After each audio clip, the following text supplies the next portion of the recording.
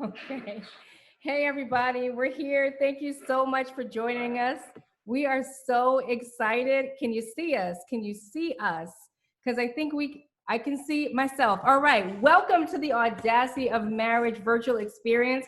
I see so many amazing faces out there. Everybody looks so good for being trapped in a house with corona disease. We want to thank you for showing up. Thank you for all of the submissions from the fort.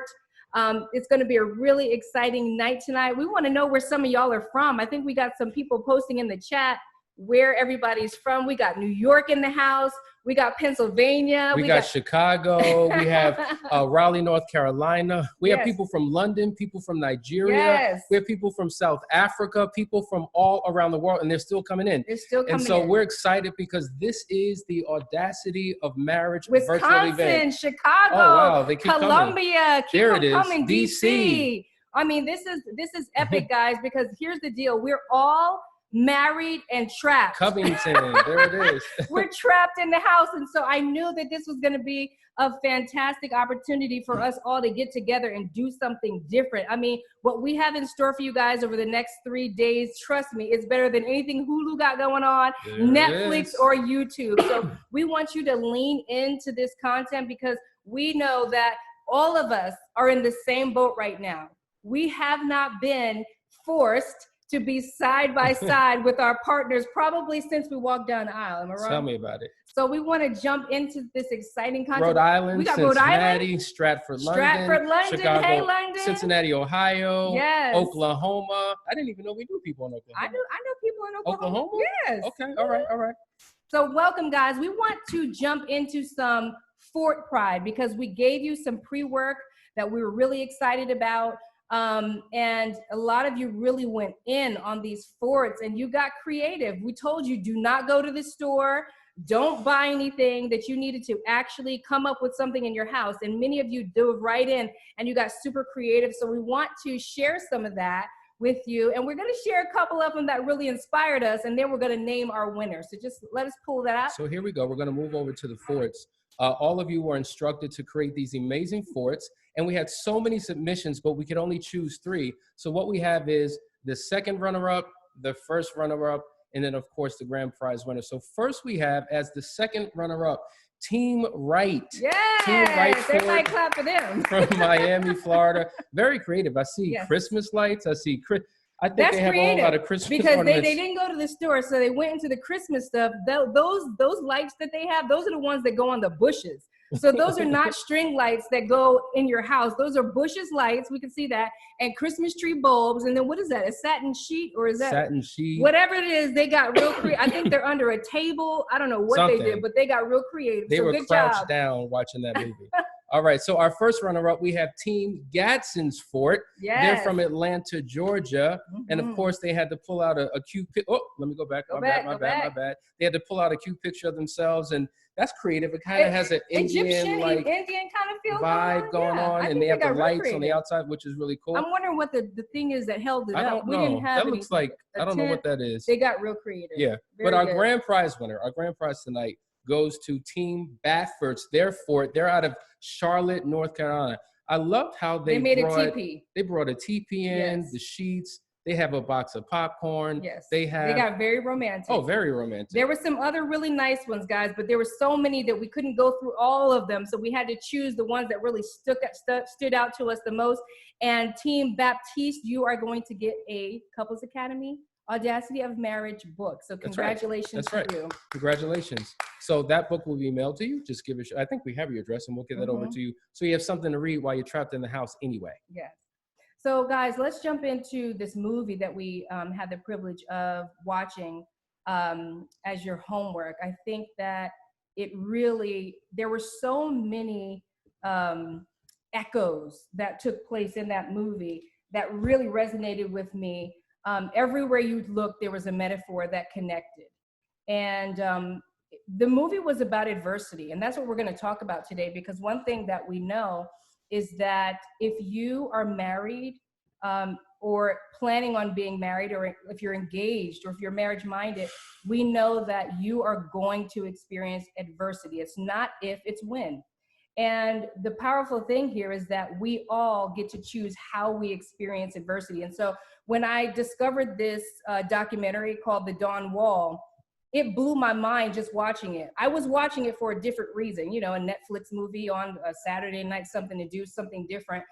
But it was hitting me left and right with just mirroring situations and episodes in my life and in my marriage, different struggles that we experienced and making the decision to overcome. The whole movie was really about adversity from a young man's birth, literally. Tommy was a child that he couldn't learn. He had issues learning. He was behind. They thought he was slow. And he overcame that with his dad who poured into him. He became strong and he learned that he was able to climb and he could do things that nobody else could do. And he went through so many trials to overcome, even to the point of meeting the love of his life, Beth, who also shared his same vision and shared his same dream. And they were able to embark upon a journey together. They had a shared connection and a passion that bonded them together. They fell in love because of it. And that was the thing that held them, that anchored them. They had something in common, which mirrors our lives because all of us have something. When we met, we all said, I could see us doing this together. Or there's some part of the puzzle that this person is fitting that makes it so I know that we have a future together. And we saw that happen with them. And then they end up going to Kyrgyzstan, where they faced the biggest adversity of their lives at that time. And they overcame that challenge. They survived something that was pretty insurmountable. Like, who gets captured by rebels and then lives to talk about it? I know. And the fact that Tommy had to risk his own life and step up and do something that he didn't even think he was capable of doing, y'all. He actually thought that he had killed a man, but he was doing what he had to do. He was in a desperate situation and they returned. But what I thought was interesting and powerful was that when they returned so different. That crisis that they experienced changed them, but it changed them in different ways. Whereas Beth wasn't able to get over what was going on and she was really traumatized by that experience, Tommy's only method and mode to move on was to get back to doing what he knew how to do best, and that was climb. And you find that we do that in our relationships, that when things are broken and when we go through issues, when we go through trials and things, and when we try to work it out, because they tried to work it out. They went to counseling. He said they went to church. But when it wasn't working, a lot of times what we do is we go back to doing what we do best. That's right. And that's not always what's best for the relationship. And as you saw, as the story went on, Beth really never did deal with her demons. She never did overcome and heal. And so what happens, there was a disconnect in the relationship and they started going their separate ways. Tommy kept climbing and she was left alone. It makes you think about Adam and Eve, doesn't it? Yeah. Where Adam was doing whatever he was doing and Eve wanders off into the garden and runs into the serpent. And that's what happened with Beth. She was left alone while Tommy was on the wall climbing and trying to deal with his demons by conquering. Something he could control was climbing. And she ended up falling out of love with Tommy and ending up with someone else. There's just so many metaphors that we can pull out of this movie. And it continues, struggle and adversity after adversity. Tommy even ends up cutting his finger off, right? The one thing that represented his actual accomplishments in life was his hands. And he ends up cutting his finger off, y'all. But he didn't allow that adversity to stop him either. So here's a man who lost his identity in Kyrgyzstan because he actually thought he killed a man. He lost his wife because she couldn't recover from her hurt. And he lost his finger, which represented the one thing that he was good at and that he was great at. But he refused to let that stop him or stumble him. Because he had a determination, a tenacity, a willingness to do whatever it takes. And that's what it takes in order to make it through the challenges that you have in your relationship. Yeah, absolutely. So I want to open it up to you. I know that we've muted you and I'm gonna unmute you in a second. You guys, you had your experience packet that was mailed to you. And hopefully you had a chance to fill this in. And I hope that a lot of this, you know, reflected inside of you. I hope that it was hitting you the way that it hit us when we were watching it, and you could pull some experiences from your own life. But I want to open up the chat here, or the turn on the mics here, for you to share some of your feedback, some of your ahas, anything that really stood out for you. So I'm going to unmute all the lines. And so you have the ability to mute yourself right now, because obviously there's a lot of background noise, and you may be around kids, there may be noise in the background. So if you mute yourself out, it allows us to be able to hear the people who are talking. And as Danielle said, you have these amazing experiential packages where you could actually write your biggest moments, your biggest takeaways. Some of you received a document through email that you had to download and fill it out. But as we watched it, there was so much that was unpacking throughout the course of this entire movie. And so we want to hear what your biggest aha, your biggest takeaways were as you watched this particular film. So just jump right in, share your thoughts. You can unmute yourself and share what your greatest revelation was from this particular movie. Who's going to dive in first? Don't be shy.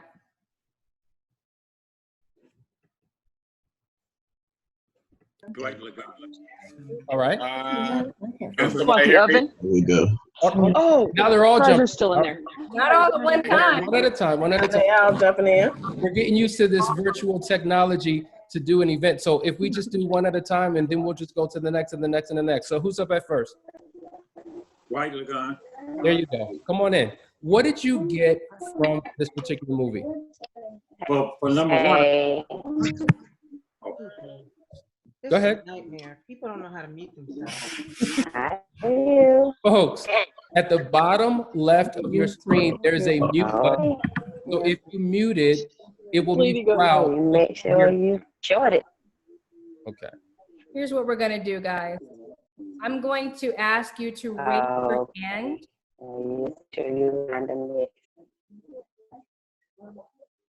I'm going to wait for you to, I'm going to ask you to raise your hand. Just make sure you, Okay. huh?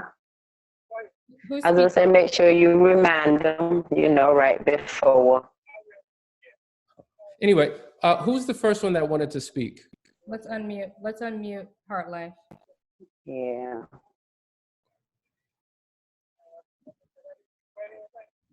All right, you're unmuted, Heart Life. Hey, how are you? Great. Working out Hey. technology. It was quite a few ha-has. I mean, you could almost write a sermon on a whole lot of the stuff. But I think one of the things that really captured me was when Tommy actually, he got to that point and he realized that he can make it, but he'd be by himself. And he kind of realized that finishing this or a victory by himself is really not a victory, and you're leaving your partner behind. And he actually went back and waited days until his partner could catch up with them. And then they could have that same victory together. And sadly, what I kind of thought about that is with his first wife, Beth, I think that they were in two different places, and Tommy had kind of coped with it and was able to move on, and Beth never did. And he never really knew or didn't go back to get her, or really didn't even know how. Maybe they didn't even talk about that, the fact that she was in a completely different place. I don't know. But I think that's a lesson that he learned, that you can't leave your spouse behind. You have to go back emotionally and give them that grace until they catch up. You just can't go and live your life and you're good and your spouse is not, because you're in two different places. So that was one of my ahas. Awesome. Thank you for that. That's actually huge, because a lot of times people get frustrated because their partner can't catch up. Their partner can't do what they do. And oftentimes we want to make our partner just like us. We want them to think like us, respond like us, have the same level of competence that we have. But if we could really understand that we're uniquely different and God shaped and crafted us that way, I think we would have a better appreciation for who we're married to. Absolutely. And I also thought, piggybacking on that, how if Tommy had the tools, if he knew what to do, to put the amount of effort and attention that he put into mapping a successful route up the Dawn Wall if he was able to put that level of energy into his wife, into Wow. restoring that marriage, into helping her overcome her triggers and her fears and the issues that she had to deal with, the night terrors that she was experiencing after Kyrgyzstan, they could have made it. They could have. They possibly could have made it. Let's go to Eric. Go ahead, Eric. Hold on. Eric? Takes a second. Hold on, Eric. All There right. we go. Hi, guys. Hello. I was just thinking about what you were saying, and even his friend, when they were up on the mountain, realized that Tommy had an issue with verbalizing how he felt. And as they began to talk, he said in traditional Tommy fashion, he understood what Tommy was saying, but Tommy didn't really come out and say. It was just almost an understanding. So, in a relationship, you have to be able to communicate, understand one another, but also develop those skills, like you said. If he took that much energy, develop those skills of communication, work on it. It's a job. You have to sharpen your tool, and that's something he didn't do. Absolutely. Wow. So communication is the key, and he did struggle with that. How many of us struggle with communication in our relationships, which impact us in a tremendous way? In fact, when you think about the major issues that couples struggle with, the number one issue is communication. And as we always say, you really don't have a sex problem or a financial problem or a parenting problem or an in-law problem. What you have is an inability to effectively communicate. And so as a result, issues show up in all of these other areas. Yeah. And so if you could learn how to share your heart in a transparent, vulnerable way, and be really crafty about your messaging, because oftentimes when we're communicating something, the way we say what we say, our facial expressions, our body language oftentimes gets in the way of the actual message. Absolutely. And so there's so many components and things that we have to really think about to make sure that our partner is receiving what it is that we're trying to say. Absolutely. Let's go to Mr. and Mrs. Martin. You're unmuted. Well, you will. I think we're competing. There you go. You're unmuted. Hi, guys. Hey. Hey. Start. Go ahead, bro. One thing that I kind of saw the dawn wall from different perspectives. Like I saw the getting up the wall and the challenges and everything that came with that as kind of like synonymous with our marriage and the things that we go through. But it's also, I saw it as things that we want to accomplish outside of our marriage, like personal goals and goals that we have as a couple. So one of the things I wrote down was like, even though you quit, it doesn't mean that you can't restart again or change your mind about quitting. So with that, Tommy, he knew he needed a partner and he didn't want to leave him behind. And he recognized that it wasn't something that Kevin was trained in initially, because Kevin was in boulders. But because he was interested, Kevin, that is, Tommy was patient so that he could do it with him. And I think that's a really good example of being in that leadership kind of role, having that spirit to say, all right, I know that you may not be good at this, but how can I help you to be good at it with me so that we can do this together? I mean, I loved that moment when Tommy had made it to that ledge. I can't remember the name of the ledge, but it was a significant part on that mountain. Yeah. And he got up there and he was feeling it, and he was Hangover. It was like Wino Point or something like that. Wine Point or something. Yes, like that. yes. And that moment was not as sweet alone. I mean, I think I had a lip quiver moment during that. I did, because I was just like, that's partnership. What you said, Jessica, the fact that he would be willing to go back and have the patience. He threw his phone out the portal ledge so that he would not be distracted. He would not be influenced by other people's ideas about what he should do, because all of Tommy's friends wanted him to ditch Kevin, move on, get your victory. But he was patient and willing to wait for as long as it took on that cold wall for Kevin to catch up. I loved it. And the reality is we are wired for community. We are wired for companionship. And so a lot of us can experience success financially, success educationally, success in terms of our occupation. But if there's no one to share it with, the victory isn't as sweet. So it's important that we learn how to really not only get the support of our partner when we're pursuing something, but if it's your partner who's pursuing something, if it's your partner who's excelled or accomplished something, don't let this negative, competitive, adversarial spirit get in the midst of your relationship where now you're salty about what your partner's done and you can't congratulate, and they get all types of praise from everybody else, but don't even get it from your own partner. The reality is, if your partner is doing it and doing it well, it really speaks to your ability to select. You selected the right one. So you're not competitors. You are you complete one another. And when she wins, I win. When I win, she wins. And we grow as a couple when we have the right perspective of partnership in a relationship. I love it. And I wanted to say something on that. Also, I think Tommy had growth because in his first relationship, when he was healing through he kind of was almost just burying himself in climbing just to almost run away from what he actually went through in Kyrgyzstan. And in doing that, he wasn't necessarily trying to help his wife at the time. And so they both were just kind of both running away, trying to avoid it. And in doing that, he couldn't recognize that she wasn't getting what she needed, and he didn't recognize the distance. And so when she did leave him, that's why it was such a surprise and such how it was so painful to him. But in the moment when it wasn't necessarily a relationship as in husband and wife, but his relationship with what was his name?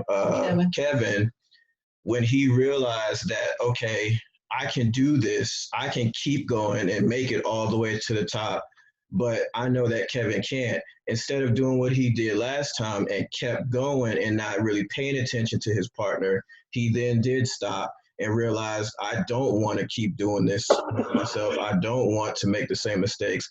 I will stop and wait for my partner. And he did it. And I don't think he did it in a way that made Kevin feel guilty, that he slowed him down, that he had to wait however long it took. And that to me was growth in itself. And they didn't really point that out in the movie at all. They just said, oh, he just waited, and everyone was just then focusing on them getting to the top. But I think that was like a really big moment that didn't get enough recognition, in my opinion. Yeah, thank you for that. And I think you might be referring to the boom. What was it? The jump that Kevin accomplished. It was like the dynamo or the dino leap. It took for them to take a step back and allow Kevin to get his bearings for him to have his own victory. So in the end, they both had a victory, like the big victory for Tommy. This was his dawn wall and he climbed it. But Kevin had his own moment because Tommy couldn't do that dino leap. And you know why that's so significantly important?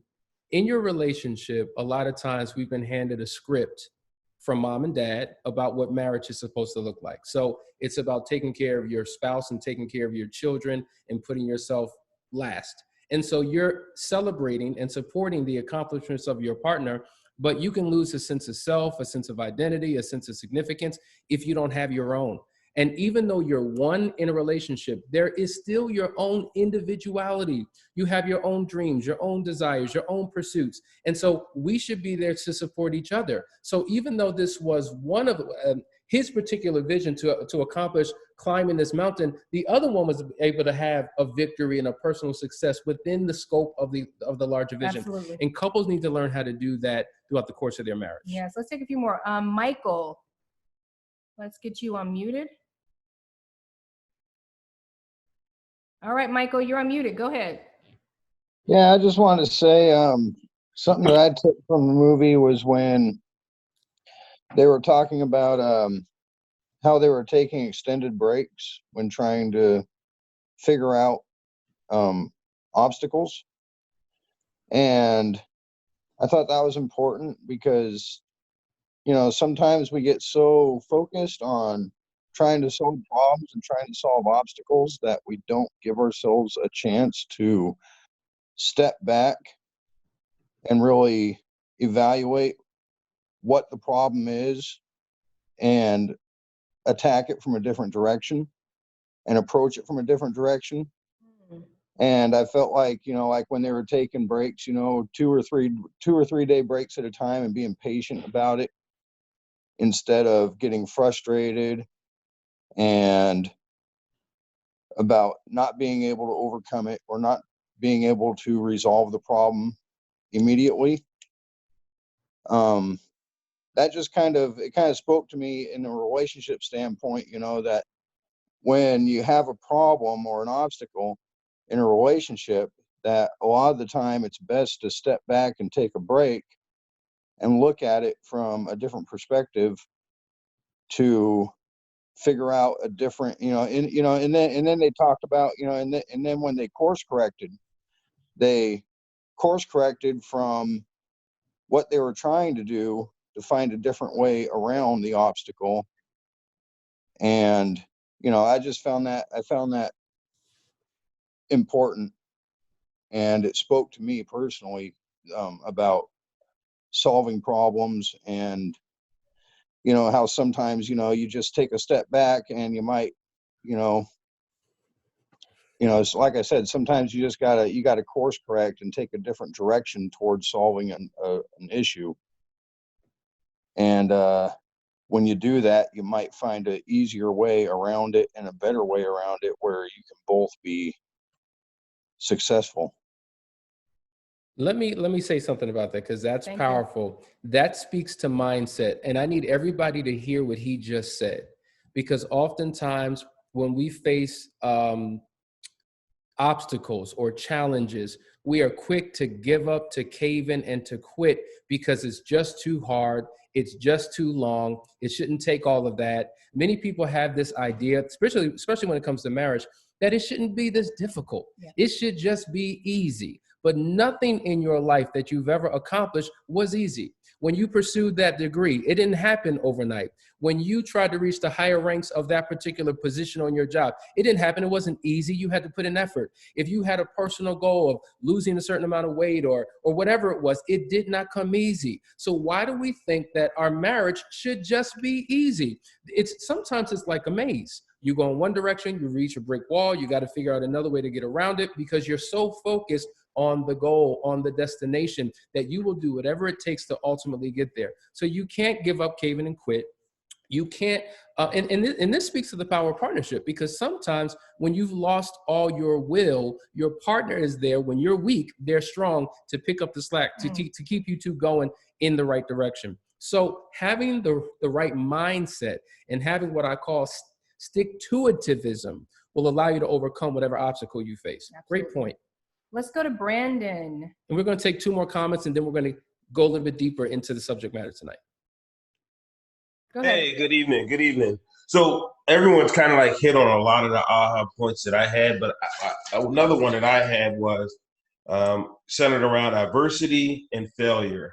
How it doesn't have to be the sum of your future or your ability, because Tommy's tenacity and everything that he did, just, you know, no matter what obstacle came, he found a way to get around it. So that could be either a personal, you know, ethos for you, but it also can work in your marriage if you're working as a team. You know, is that you're going to make mistakes, you're going to have adversity, you're going to have failures, but don't rest in those failures. Rest in, you know, deal with how many times you get up. How many times were we told it's not how many times you fail, it's how many times you get up. You know, so I saw this throughout the movie, from, you know, in Kyrgyzstan when he had to make the decision on pushing that guy over the wall. Wasn't something he wanted to do, but he knew that it had impact over his future and everyone else's future.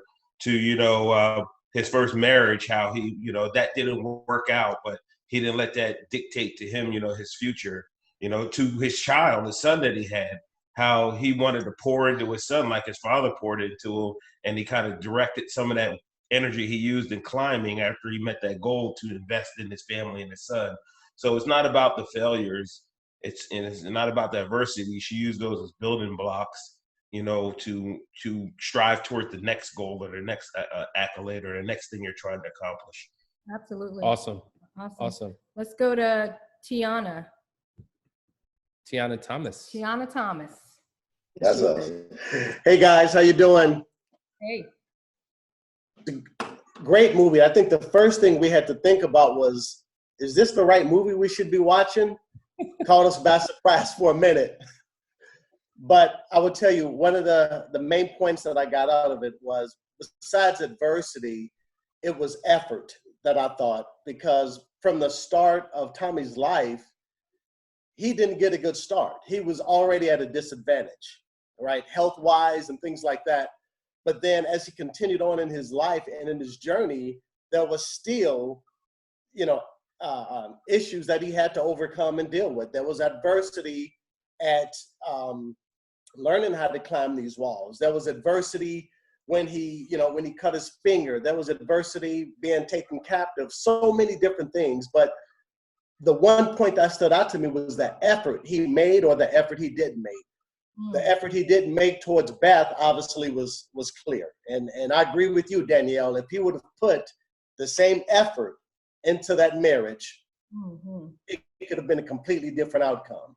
But the efforts he did make into overcome the loss of a finger was incredible. The efforts that he made to overcome his health issues from the start was incredible. So I think that is a game changer for all marriages, is the amount of effort that we put into them. Absolutely. Absolutely. Very, very powerful. Very, very true. And I think you both really hit on the theme for tonight, from Brandon talking about adversity to you talking about the effort. What we want to do is get into some of the notes that we wanted to share with you and talk about how we can apply this to our marriages. And so, interestingly enough, the word that we came up with for tonight is actually effort. I'm sorry, adversity. Adversity. So we're going to the screen so you can see this. But adversity is really a state of serious or continued difficulty. Now, you have to realize that in life, it's not going to be an easy road. And I think some of the things that really get us into trouble is the way that we think, to the point that I just mentioned. Things should just be difficult. But have you ever taken a journey in life and you had a plan to get in a car, drive up the highway? Let's just say you're leaving from Georgia and you're going to Florida. You're going to Miami from Atlanta. It's about a 12-hour ride, and you come against all types of issues, right? You get a flat tire. You realize that, okay, we're hitting gridlock, right? Or maybe there's weather conditions. There's all these things that get in the midst of that journey. And so what happens is we want to talk about the three areas of adversity that we find in this particular movie that I want to unpack. And so when we talk about that first area of adversity, as you can see here, we're looking at the guerrilla warrior, the warlords. This was an example when they went to Kyrgyzstan, minding their own business, climbing that particular mountain. They had no idea they were in the midst of a crisis, a national crisis. And they found themselves now as hostages when they went out there to have a fun experience that would have been transformational for them. And so here they are right in the midst of hell, if you will. And so for, 6 days, they were held hostage. They had to hide in caves and hide in holes in the ground, no food, no water. The amount of fear that took over them in that period of time. They witnessed murder. They witnessed murder. They even had to face the decision, do I kill someone else or do I allow myself to be killed? And so to me, this is an example, and this is really an expression of external crisis. See, the reality is, in your marriage, you two can be doing tremendously well. All is going phenomenal for you. And then all of a sudden, out of nowhere, crisis hits. And a lot of times, the issues or the trauma or the problems that happen outside our homes have a tremendous impact on what happens in our homes. We see a perfect example, and we're living it today. We're right in the midst of a global pandemic. This COVID-19 is sweeping the globe. And we're seeing that people are getting sick and people are dying, and it's having such a tremendous impact on households. But even outside of death, let's just talk about how this crisis on the outside is impacting crisis on the inside. We know that there is an alarming rate of domestic violence cases that are happening because people, for the first time, are confined in a small space for 2 weeks, 3 weeks, a month, and beyond, forced to look at a person who they've been disconnected from for quite some time. Yeah. We've been emotionally disconnected. We don't talk to each other. We live a life full of distractions. Think about it. Many people work different shifts. So I may work the typical 9 to 5 shift. You may work a third shift. And so we're coming and going. And that has become the norm, right, and the rhythm of our relationship. So we barely see each other as is. Now we're dealing with these disrupted schedules, and we are forced to recalibrate, right? So I've talked to couples who have never worked together in the same house like Hassan and I do every day. As a matter of fact, people have always asked me, how do you stand working with your husband every day? It's a break for many folks to actually get out the house and go for a drive and go somewhere. And so now for many, that is not an option. And so they're figuring out, okay, I'm going to work upstairs while you work downstairs, because they still have not figured out how to come together and communicate. So it's easier for me to go to the left side of the house and you go to the right than it is for me to actually deal with you face to face. That's what we've gotten to. And that's what this coronavirus has actually made clear to many of us, that we're actually married to someone who's, for the most part, a stranger. Yeah. And then what happens is, if we're already frustrated with each other and now forced to be confined in the same space, any little thing you do, I begin to pick at. Like your tendencies become very frustrating to me. Like, why would you leave a swallow of orange juice in the carton? Why not just drink the rest of the orange juice and throw it out? That frustrates me. How come you didn't take the top and spin it all the way on? Like, I pick it up, the jar falls down because you didn't twist the top enough. Where's the toothpaste? I've been looking for the toothpaste for the last 2 days. Can't brush my teeth. Can't find all types of issues. Look, this garbage on the floor right in front. You can't pick that up. Why are you leaving your shoes at the front door? We told you we was going to put the shoes at the back door. It is completely disrupting everybody's norm. And we're not knowing how to deal with it. And so we're taking it out on each other, and we're taking it out on our kids, and we're fighting and we're arguing. And many people are saying that we talked to a pastor in London a couple weeks ago who said that he's getting so many calls from couples that say after Corona, they're going to the divorce lawyer. That's the first stop, because they cannot stand this person they're in the house with. They realize now that they're married to a stranger. Interestingly enough, a city in China, they've come out of quarantine. And in fact, there has been an escalating rate of people who have filed for divorce. And I just read an article recently about New York City. They are expecting the divorce rate to significantly rise once this thing happens. And so from domestic violence calls to people considering divorce, all types of things are happening in this confined space. What we're also seeing is that there's a higher rise of emotional infidelity taking place. Now, we're in this household together, but as long as I have this, I can escape. Even though I'm still physically in your presence, I can mentally and emotionally disconnect and begin to engage in intimacy with someone else. And so we're seeing all types of things really impact this relationship. And we see we're on track, because Mimi says guilty: shoes, trash, and juice.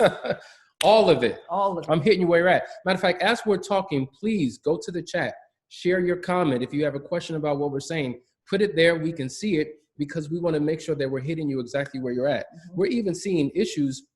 Think about it. You've got your kids. So you're balancing work, you're balancing being a teacher, you're balancing being, cooking the food, and just coming up with a rhythm that works. And so in frustration, we all respond differently. Maybe she's cool, calm, and collective. Maybe I'm always on edge. So when I'm on edge, the worst comes out, the beast comes out. And so now I'm taking it out on my child. And so now parenting styles begin to, we begin to see it more now clearly. We're fighting about parenting. Exactly. And how we're talking to our kids and all these things. It's interesting. I saw a really funny meme the other day that talked about how I'm going to fail the 4th grade with my child. Like, that's how frustrating and stressful it is right now, that we're actually stuck at home doing homework, trying to do relationship, and trying to stay alive. That's trying right. to stay alive. That's right. I mean, we're fighting over what temperature the room should be. It's too hot. It's too cold. Brandon says, I'm a victim and an offender of both. Yeah, so we've all been on both sides of this equation dealing with this frustration. I just want to get out. I just want to break. I have a just new want to appreciation leave. for teachers as well. I'm going to send a gift to every teacher that my children have. They need a raise. Absolutely. So external crisis in your marriage will happen. It has nothing to do with you and your partner. It's just the reality of life. Now, if we go back for 1 second, I think I'm going to go back successfully. If you look at this, it says, here we go. It's a state of serious or continued difficulty. And it also says it's a part of life. So you can't get away from it. It is a reality. So if you have the right thinking up front, knowing that there will be obstacles, there will be challenges, there will be storms. Think about it. We have 4 seasons of a year: winter, summer, spring, and fall. I want you to put in the chat right now what your favorite season is. If you know what your favorite season is, just chat it out. Chat it out right now. Your favorite season, your favorite season. Here's the reality. Danielle, what's your favorite season? It's fall, autumn. Fall, autumn. My birthday month is October. I see fall, I see summer, I see winter. What's Woo! wrong with them? Who was that? I guess the snow is winter. I keep saying winter. We see spring. See, now for me, I'm coughing because I just discovered that I have an allergy that I never had before. So spring used to be my favorite season because I would love to see the flowers blossom. I love the temperature. Yeah. Everything about it is amazing. Why do you like fall? I love fall because I can breathe and I don't have allergies, whereas spring, it represents my external crisis because I have to have drugs just to go outside. I can't breathe. I can't see. I'm itching. I'm burning. Itching and burning. And so what is the point here? The point is, in life, there are going to be seasons. Mm-hmm. So if for you, summer is your favorite season, if fall is your favorite season, well, what happens when your winter season comes? Yeah. What happens when your spring season comes? The point is, there's always going to be something you're going to have to deal with. But if you mentally prepare for the inevitable, you may not know what it is. All you need to know that there will be something that you're going to have to deal with. Yeah. And everything that you've overcome in your past prepares you and gives you a skill set to deal with everything that may be happening in your future. So you may not know what the external crisis may be, but there is a crisis coming and you have to be prepared and equipped to deal with that crisis. The second type of crisis, I know it's a gory picture, but it's a disembodied finger. Now, he was about his business. He was thinking about different things that he could do to enhance his jump, to enhance his skills, to overcome this particular mountain. And in the midst of working on a machine, the dude cuts his finger off.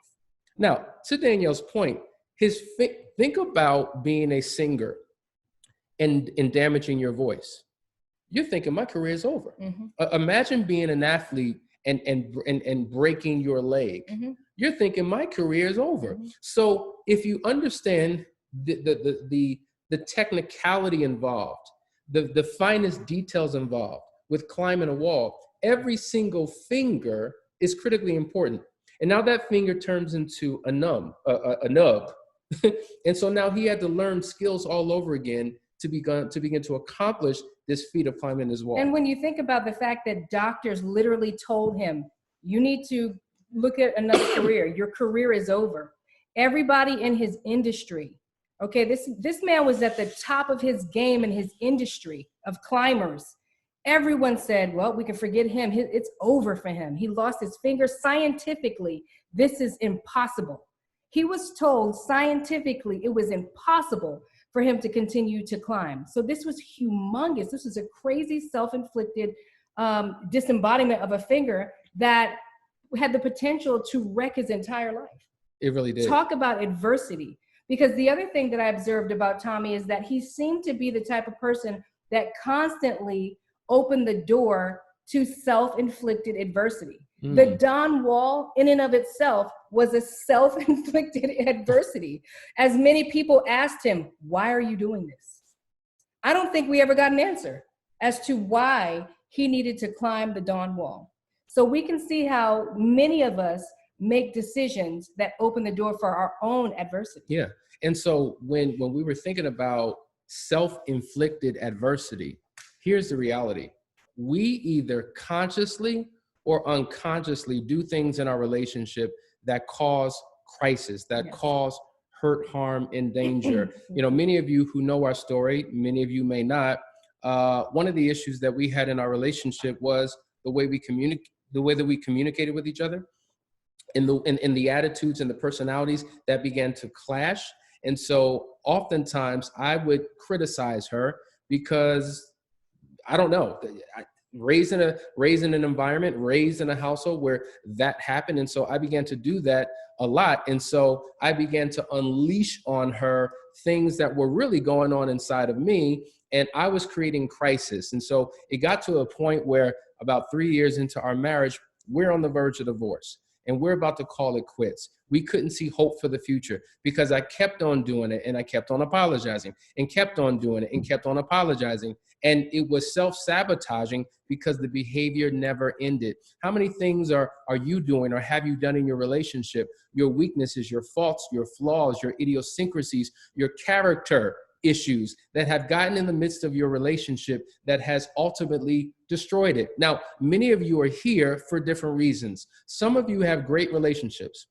And you're simply here because you want to figure out, what can we do? What can we add to take our relationship to the next level? And so if that's you tonight, welcome. We congratulate you because watching this movie, I'm sure you got some insight. But some of you are just in a hellish situation.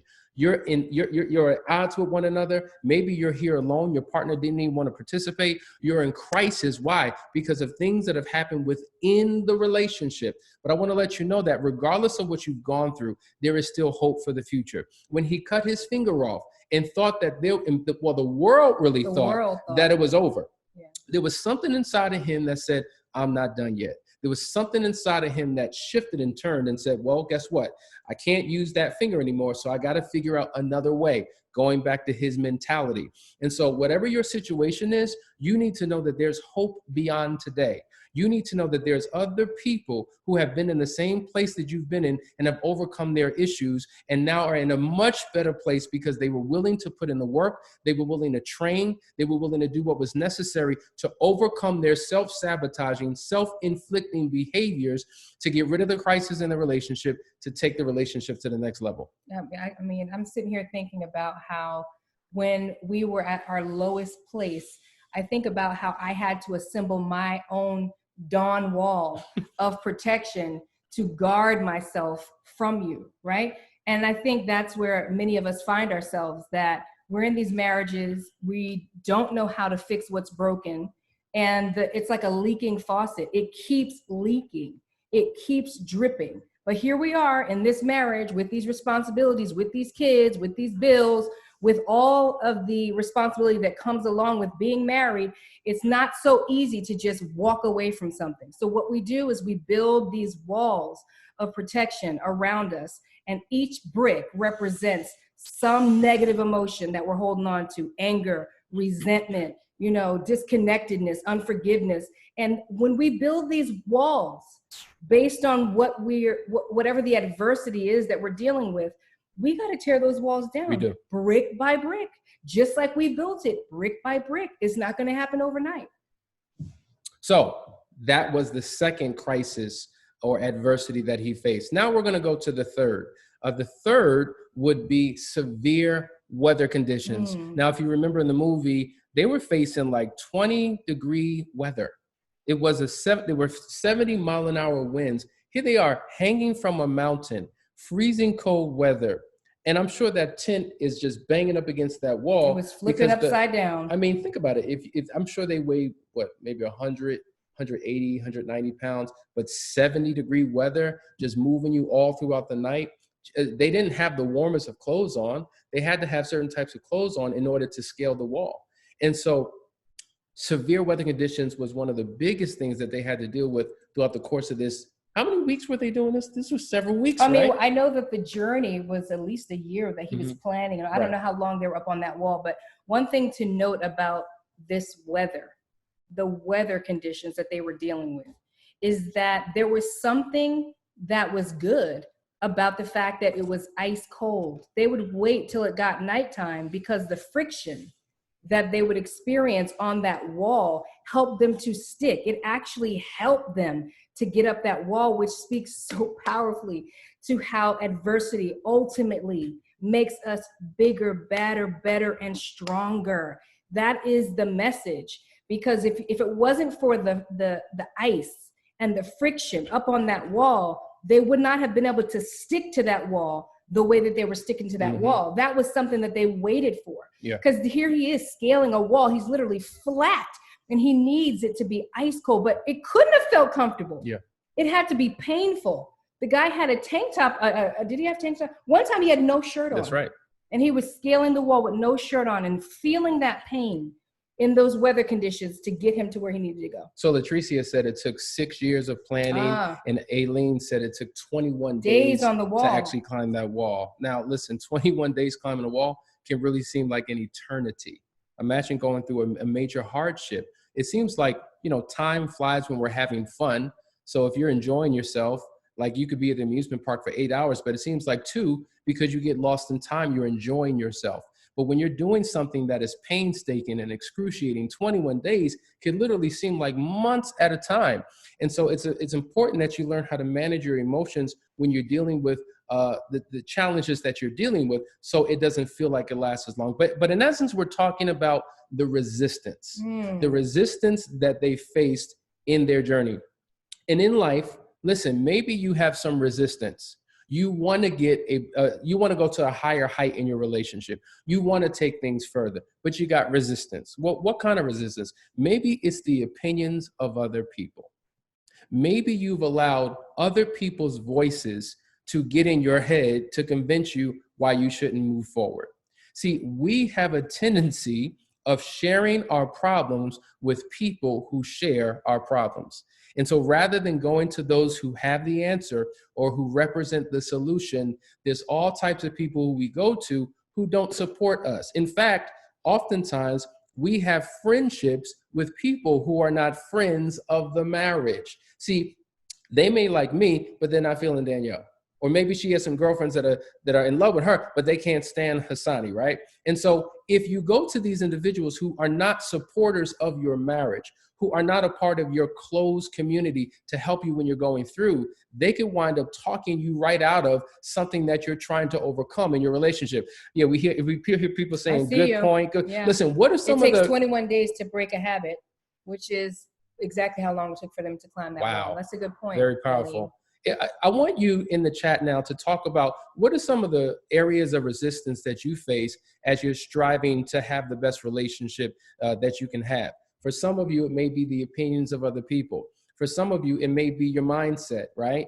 Maybe all you have are examples of broken marriages, examples of it never working out. I remember when I saw my aunt, my uncle, my mother, my father, at the first sight of any type of adversity, they were out. So I have a knee-jerk reaction to leave myself. Some people say a lack of discipline, right? That's an issue. Some would say mindset of the past. So there's all types of things that are causing the resistance that get in the way. And you have to begin to remove all of these things. Triggers, great point. Yes, indeed. Triggers send you back. Yes, indeed. We often watch movies about time travel, and we think that it's some sci-fi experience to kind of go back in time. But the reality is we time travel every single day, because every thought we think is either a reflection of the past or it's a thought about our future. And so when you go back into your past and you think about that past hurt and that past pain, you've traveled back to that very moment. Yes. And you begin to experience all over again what you experienced at that time. Mm-hmm. And that could be one of the greatest forms of resistance. So in essence, your greatest enemy is in me. It's inside of me. It's the way that I think. It's the way that I feel. And if I don't learn how to manage my thoughts, feelings, and emotions, it could be the very thing that causes me to completely unravel. Mm-hmm. Some said raising children in a blended family. Absolutely. Tough. The inability to listen. Mm-hmm. Excellent. Negative patterns. Negative patterns. Mm-hmm. There it is. Fears and triggers. Yep. So there's all types of things that, overcome this cough. There's all types of things that we have to be aware of when it comes to forms of resistance, so that we don't wind up in these horrible situations. Mm-hmm. And so what we want to do right now, we want to talk to you about when you're facing adversity. It would really mean that you're suffering in some area of your life. And so what we've noticed is that there's a slippery slope that couples go through. And I want you to write this down if you have notes. We go through these phases. Phase number 1 is what we will call soulmates, okay? Soulmates, I'll go back to the slide. Oh, I keep doing that. Go ahead, keep talking. Okay, here we go. Soulmates. Phase number 2, role mates, okay? Then the third phase, roommates. And then the last phase, cellmates. Cellmates. So let's talk about soulmates.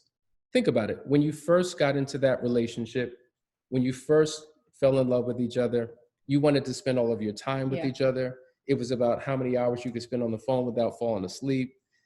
You took chances to get away. There was a lot of affection. There was a lot of attention. This was the person that you said, I want to spend the rest of my life with you. That God sent, right? God You told sent. everybody God sent this one. You know, we are meant to be. He was created from me. This was my rib, right? So now you are realizing that, you know, is there really actually a soulmate, actually? And when you think about the soulmate, think about it, your soul. We are triune beings. We have a spirit, we have a soul, we have a body. Now, the soul is the place where your mind, your will, your emotions, your thought, your intellect, your imagination, all those things reside in the area of your soul. And usually when you come together in a relationship, there's a soul connection. Have you ever heard the term, when you are in a bad relationship and get out of it, that can be an example of a soul tie? You're tied to people that you're trying to disconnect yourself from, but because you haven't, you've brought those past partners into your present relationship, and it gets in the midst of what you're trying to have, because your heart is still split, your mind is with other people, and is halfway with your partner until you release these soul ties. But when you go through a detox, a he-tox or a she-tox, getting those past partners out of your mind, out of your heart, out of your system, it allows you to give all of who you are to your partner, and then you become soul mates. And you're in alignment. I mean, that's really what it is, because when I hear soulmates, and when you hear soulmates, it sounds, you know, fantasy, like this is my soulmate. But at the end of the day, you were in alignment. You were connected by something, a vision, a passion, a dream, a goal. You know, whatever it was, you had a connectedness and you had a passion for each other, and you put that person first. They were your priority. There were no distractions. As a matter of fact, at that time in life, you shut everybody out. Your friends stopped hearing from you. Your family started talking about you because you stopped coming around. It became about that person. And that's where that whole soulmate energy came into play, because it was all about each other. You were inseparable. There was no air between you. That is the soulmate phase. And then you get married, and then you say, I do, and you think you're going to ride off into the sunset and everything's going to be wonderful. And then you are hit with the reality that life just got real. You know, we say oftentimes that when you say I do, you wind up giving up your relationship for the sake of the marriage. Because now that you're married, it seems like that romantic climate that existed before I do shifts and changes, because now you're dealing with work. You're dealing with children, you're dealing with extracurricular. Many of you are involved in ministries. Then you got businesses on the side. Then you have your own friends and family that you got to remain connected with. You're doing your travels, you're pursuing all types of things, education. All of these things become a part of your reality. And guess what happens to your relationship? It goes all the way down to the bottom of the list of priorities. And so what happens is now you're focusing on the duties and the tasks and the obligations of managing that household. I think that you, at that point in the marriage, that's when you meet your spouse's expectations, the real ones that you didn't know existed, right? Because in the beginning, you say what you need to say, and you mean it too, because in the beginning, you'll do whatever, and it's easy going, and I'll let it flow, and whatever. Yes, we'll work that out. You don't really get to the nitty gritty until you get to this next phase where you meet the expectations. And the fact is, you can't live up to other people's expectations all the time. You cannot. And so what ends up happening is, because you really never sat down and talked to your spouse about real expectations that you both have, because you are both individual people with individual desires and lives and families and goals that you came into the relationship with, somewhere along the way, you let those things fall to the side. That's what happened. And now you're dealing with unmet expectations, and they look very angry. And here's the reality. we are more offended and disappointed by the failure of our partner to meet our expectations than we are about the partner. See, we get it confused. I'm looking at what you did and I'm mad at you, but really I'm mad that you didn't meet my expectation. Mm-hmm. So if I had more realistic expectations, and what makes it more realistic? Well, number one, talking about it. A lot of times you come in with your own family culture or your own background, and you expect things to be the way it was in the household you grew up in. Mm-hmm. You expect things to be the way it was in the relationships you've come from. You expect it to be the way you see it on television. And you have all of these thoughts and beliefs and convictions that get in the way that form your expectations. Yeah. And when your partner can't live up to it, then it's a problem. And they're not always big. Like there are some that are big, right? Like financial expectations, Mm-hmm. financial honesty and transparency. That's a big expectation that for many people go undiscussed. But it could be small things like the garbage thing, right? Like I grew up in a house where I had 3 brothers. Men take out the garbage, period, right? But that wasn't your story. You didn't know that men took out the garbage, so that was a thing. I knew that men took out the garbage. Well, maybe you did. However, he wasn't doing it. I was taking it out. My sister was taking it out also. So it was just like, all right, okay, well, who's taking it out? No, I didn't know that. No, we don't take out the garbage. A woman couldn't take unmet garbage. expectation. Yeah. Why is this man letting this garbage climb the wall?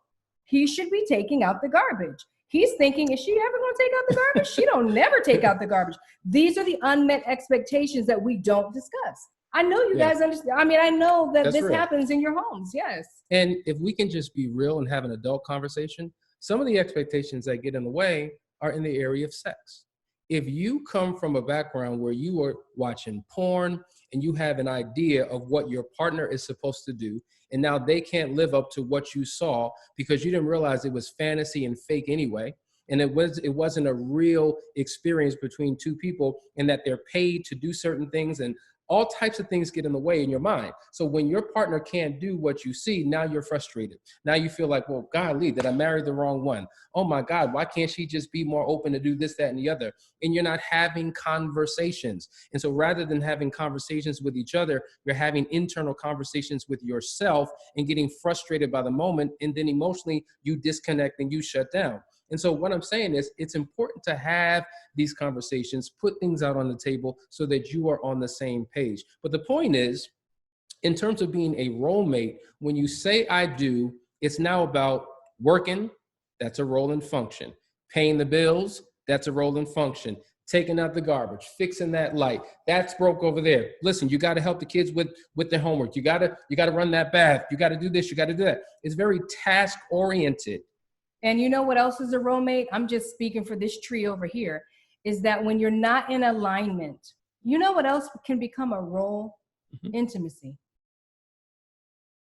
When you're not connected, when you're not in alignment, when there's no transparency, when there's no communication, when you're lacking in honor, then intimacy and affection and sex become another role and responsibility. It's a duty.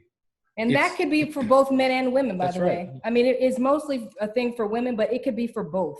And to be forced to have to do what is now a duty, a task, and a responsibility doesn't feel good, because now it's an obligation. And now you're making me do something that I naturally don't want to do because we've been disconnected, we've been distraught, we've been going through crisis, we've been at odds, and now you want to tap my shoulder at 11 o'clock at night when I should be in my third REM sleep. Yeah. And you want to now have you're sex? Speaking for the ladies, what you're saying, but I'm gonna speak for the men, because I've heard men say that, you know, their wife will emasculate them.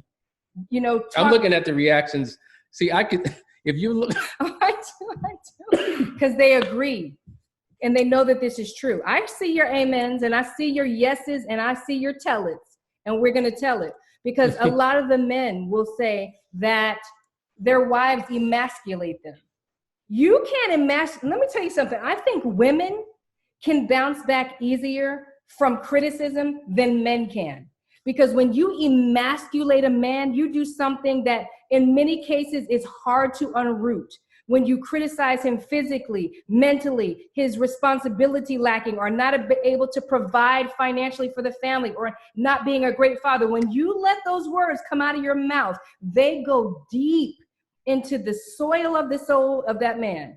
And it is hard to undo that. And so then you want to tap on his shoulder at night and you want to climb on top of him. He's not interested. So it does go both ways. And I saw your post. It is absolutely more common for women because it is emotional for us, sexuality. And we don't want to feel like it's a role or a responsibility no more than you want us to feel that way. Mm-hmm.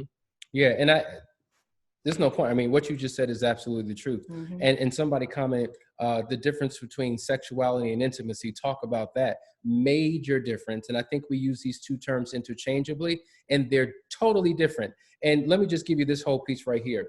Intimacy, think about it. Sex with no intimacy is nothing more than two bodies banging together, but there's no connection.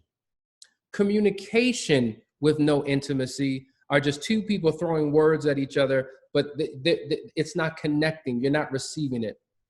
Two people who go out on a date together with no intimacy, all it is two people in the same place at the same time doing the same thing, but there's no togetherness. So intimacy is the glue that binds you together. It takes it from just a physical experience to an experience where you bring your heart, your mind, your soul, the essence of who you are into that sexual experience that makes it what it's ultimately supposed to be. Something that is reserved and shared for those within a covenant relationship called marriage. So there's a major difference. Mm-hmm. And so what happens is because we're not doing that, the focus has become duties and roles and obligations. And that's how we went from soulmates to roommates. But now the third one, roommates. Well, what does that mean? Well, how many of us are living separate lives in our own relationship, in our marriage, in our households? We are as far as the East is from the West. When I come home, I go this way, you go that way. We're completely disconnected. And because we're disconnected, there's nothing to talk about. You come home, well, how was work? Work was work. And then you go about your business. You are in a place where it seems as though, what am I in this thing for? Is this thing ever going to change? Is it ever going to get better? It's one thing to be a roommate, but when we become roommates, it's like we have nothing in common. We no longer have a relationship. We are going halvesies on life. We are living a Dutch life. We'll go half on kids. We'll go half on finances. I got my account. You got yours. We split it right down the middle. And so now it's more of a partnership, not even a good one, but we're partnering on all the things that we have. Yeah. And then a lot of times couples who don't feel like they want to be in a marriage anymore stay in it. Why? Well, we got this house. I'm not leaving this house. I built this house. I love this house. So now I'm more committed to the house than I am to the person who I live in the house with. And so when you're disconnected like that, it's just like a moment seems like an eternity and you can't wait to get out of that space. And so you go from soulmate, then to roommate, then to roommate, and then finally you go to. Well, I want to jump in on the roommate piece because I think it's a terrible place to be for both people because you are living a life of avoidance. Now you're avoiding everything. You're avoiding your emotions and interacting because you do not want to be tipped off and you don't want to get angry. You don't want to get into it. It's too frustrating. You don't want to get into a dialogue either. You no longer want to talk about it. You're done talking about it. It's exhausting. And you're avoiding each other physically. You barely want to look each other in the eye. Don't look at me that way because you ain't getting none tonight. And it's a terrible life for both people because you're walking around avoiding every facet of each other and you're just functioning to get through the day. You don't want to talk. You don't want to touch. You don't want to connect in any way for fear of actually having to be intimate. And that gets scary when you're at that roommate stage. It's scary to be intimate. It's scary to do something like this. You'd be surprised how scary it is to hold hands, how scary it is to look in your spouse's eye. You won't do it. That's where you've gotten to when you get to the roommate stage, that you're in complete and total avoidance. Yeah, bosom or boss mom, said it's a painful place to be. And that's absolutely right. And so the question is, how do you break it? We're going to get there. That's why we got 3 days to talk about this. We're going to get there. We just pulling back the We're layers just telling right your now. business right now. That's what it Go is. ahead, baby. And so then we transition from, soulmates to role mates to roommates. And as we go down this slippery slope, we are now cellmates. Cellmates is really when you're forced to live in the pit of your own pain. Someone once said that your soulmate will become your cellmate if one of you refuses to grow. And so if you're not willing to get out of your stuck place, if you're not willing to become a better version of yourself, it will feel like a prison. Mm-hmm. It will feel like a bid. Have you ever known somebody who got a 10-year sentence? Sometimes your marriage can feel like a 10-year, 15-year, 20-year sentence, and you just want to get out, but you are trapped in this prison. And so now your relationship, the pattern of your relationship, it takes on what we would call a victim villain type of dynamic, or a warden prisoner type of dynamic. Said another way, a parent child type of dynamic. Now here's the reality. If you're used to being treated like the child, and you think that your spouse is always acting like a parent to you, here's the question. Do you want to make love to your child? If you're the child, do you want to make love to your parent? That would be sick and incestuous. And so that's how disgusting it is in a marriage when you play out these roles, and that's the dynamic that exists. And so this is the place where couples have reached a high level of crisis. They're fussing, they're fighting, they're at odds. There's a lot of verbal abuse, possibly emotional abuse. These are couples who have gotten very physical. And it's just a horrible place to be in, because if we don't do something now, somebody's going to get hurt. If we don't do something now, somebody's about to die. If we don't do something now, this marriage is ultimately over. And so the reality is, some of you on this call are in that very place. And you were hoping that maybe a part of what we do during this 3 days would be the very thing that you would hear that will change things and send you in a completely different direction. But if you take heed to what we say, trust and believe, you can overcome the challenges that you're going through. And so the reality is, as men and women, as husband and wives, we are trapped in our pain. It's a painful experience that many of us are going through. We kind of tapped on it already, but think about it. There's so many men that I talk to who come to me in private sessions who say to me, they don't feel like they can be a man in their own relationship. Now, some of it is a result of insecurities and feelings of inadequacy, because they see that their partner has done more, possibly makes more, and it makes them feel some type of way. And I would say, well, we need to work on the mindset here, because your manhood shouldn't be so one-dimensional that it's tied to how much money you make. There have been seasons where she made more money than me, seasons where I made more money than her, but I didn't lose my sense of masculinity because she made 50 cents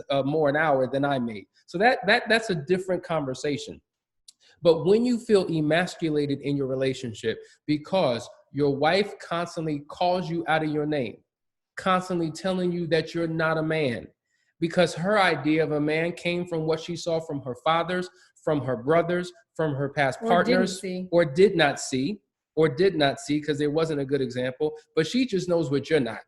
And so now you're trapped in your own insecurities and your own doubts and fears, because you're like, well, man, maybe I'm not a man. And why doesn't she acknowledge me? And why doesn't she honor me? And why doesn't she see the best in me? How come everything is a negative critique? Everything's a judgment. There's nothing good about me. And so because there's nothing good about me and I don't feel validated in my relationship, maybe I can find validation somewhere else. And that's when things start getting in our minds, and we're going in all types of directions because we don't feel like a man. I tell you, there's so many people who want sex. See, men, you have to understand, going back to the sex piece, we are wired to desire our partners. And a lot of times we come in with these expectations of what type of sex, how much sex, and that's not necessarily reality.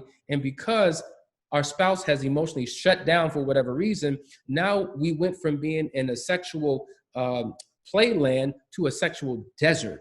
And so now days have gone by and weeks have gone by and months have gone by. And somehow you think I'm a freak and I'm nasty because God has put a desire in me for sexual fulfillment with you. So I feel shut down that way.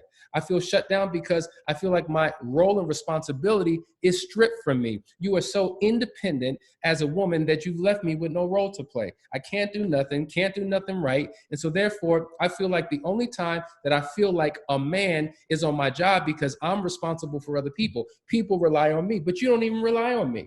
There's nothing that you need. There's nothing that you want. I'm constantly hearing I could do battle by myself. And it's just like, it's frustrating. And so I remain miserable in my situation, waiting to get out of the season that I'm in. Yeah, Selah, think about that. There's something there. There's something there. I know I'm speaking to some of the men in terms of how you feel in your relationship. What are the things that the women are going through?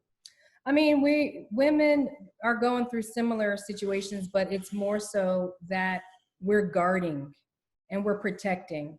You know, it's different. We don't have the same drive as men have to conquer, and sex is a part of conquering, right? So that's a natural affinity that men have. But we're receivers. So we receive, and we are carriers. We are the ones that carry the seed. So when you put words on us, we carry those words. When you negatively affect us with your actions, we carry those burdens as emotions and we feel them. So a lot of times women are struggling with grief. And grief is the way that people deal with loss. It's the way humans deal with loss.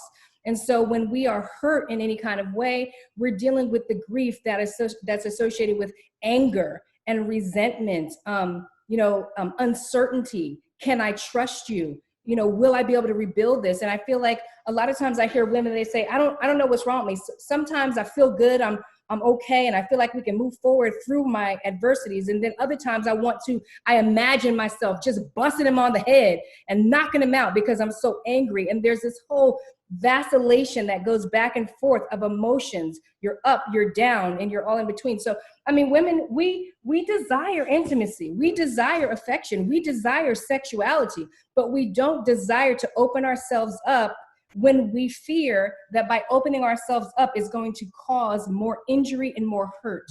And that's what it does, especially when we're talking about sex. When there's sex and there's no intimacy, it literally feels like rape. And it is like a burning, singeing anger that we have to manage. And y'all, anger is no joke. Emotions are no joke. Emotions are literally connected to spirits.